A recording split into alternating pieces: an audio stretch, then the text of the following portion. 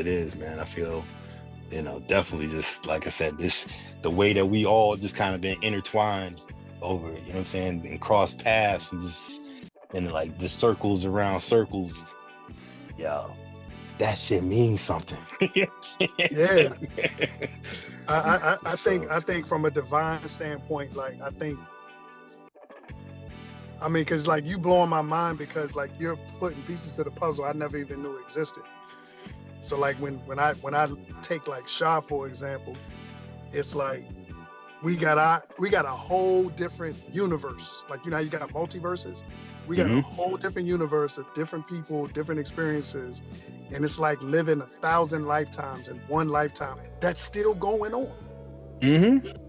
Yeah. You know what I mean? Because I got like before I met the Beggars, I was making music. I was making music with Bill Source. Bill Source was the DJ at what's that popular ass club? Not Dream, but it was whatever. It was like the joint down on in North F Street. Yeah, Ritz. So we went to high school together. Oh wait, you was at the Ritz? You talking about the Ritz? No, Ritz not the Ritz. Okay. No, the Ritz was F Street or downtown. Yeah. This was Northeast Oakey Street, whatever that. That love. It had all these different names. Yeah, that was off of Florida. Art Barnes joints. Yeah. Yes. That was down the street from Sirius. Yeah. Yeah. 1000%. New York Avenue. So, like Bill Source was my real introduction to like production, and he was like a Pete Rock. Like he had the equipment. He had his own crew, whatever, because we went to high school together. Then I met another dude named Ivan, who had equipment in his room, but like keyboards and all this stuff. And it's like I keep meeting people that are like these phenoms.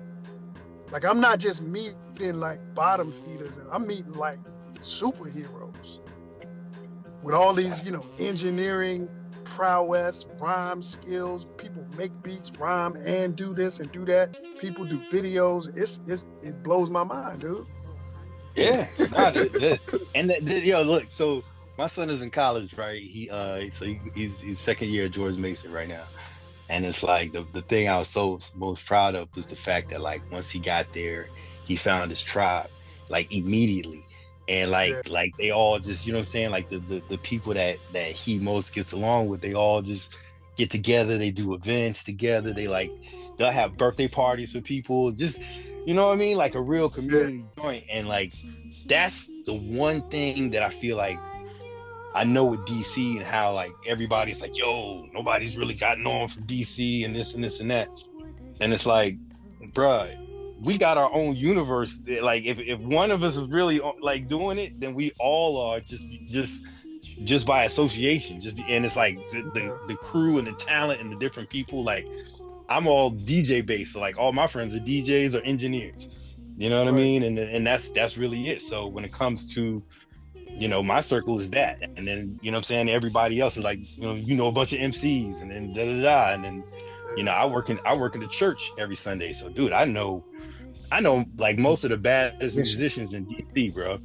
Like which is bananas. And it's like and now I'm just at the really what I realized like starting up with Samo was just like, how do we do this? How do we start this joint off? And I was just like, yo, let me just start calling in favors. Like, let me call people, and whoever answers and said they'll help, and we rolling with you. That's really how it's been. You know what I'm saying? Like if it's been like hesitation, if I call and I ask, you ain't doing it, you ain't down, you ain't got the time, I don't hound nobody. I'm like, cool, all right, I'm gonna keep on pushing until I get the right call back or somebody answer.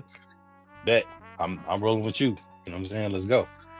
I think for me, it's like what I'm starting to kind of understand is I spent so much time trying to be famous and trying to be acknowledged and trying to make a living off of the skill sets that I had, and whether or not it was a timing thing, whether or not it was my ignorance about the business side of the music, I kind of, and I say this a lot when we get on these calls, but I kind of retreated into myself and into my head and was like, you know what, man, I actually like doing this because I like doing it. And I stopped like trying to figure out the formula. Like I would listen to some of our old Beggar music, and you had like that hard grimy stuff, and then you had like a song we had called Dance of the Dragon, and it was real like, you know, it was groovy, and we was like, we killed it, but it in some subconscious way, it was like that formula of I want a radio song, I want a song that the females are like, et cetera, right? Right.